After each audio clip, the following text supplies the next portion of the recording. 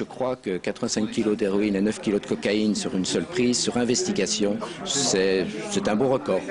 Cette saisie record, la voici. Elle remonte au 1er février lorsque les policiers lyonnais prennent le risque d'intercepter un go fast, ces convois de drogue effectués à toute vitesse à bord de puissantes voitures sur l'autoroute. L'interpellation a lieu au péage près de Reims, elle est très mouvementée.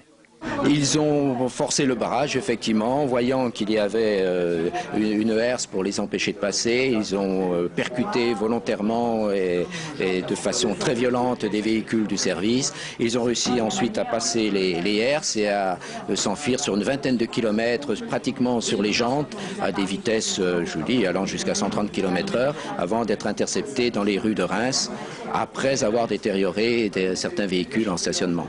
Au total, 14 personnes ont été interpellées dans cette affaire. Les trafiquants se fournissaient en drogue aux Pays-Bas, achetaient pour la convoyer des voitures neuves en Allemagne avant de rentrer en France. Parmi les interpellés, certains étaient originaires de la banlieue de Villefranche.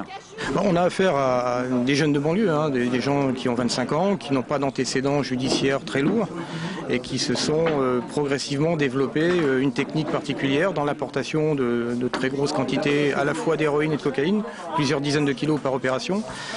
Acheté donc aux Pays-Bas, à Rotterdam en l'occurrence auprès d'un fournisseur marocain qui a été identifié. Et donc ces gens-là, à l'occasion de plusieurs voyages avec des véhicules de grande cylindrée, venaient sur Lyon et distribuaient ces quantités de manière assez facile sur l'agglomération lyonnaise. La saisie est estimée à plusieurs centaines de milliers d'euros. Poussé par les policiers, voici sans doute le chariot de course le plus cher de l'histoire.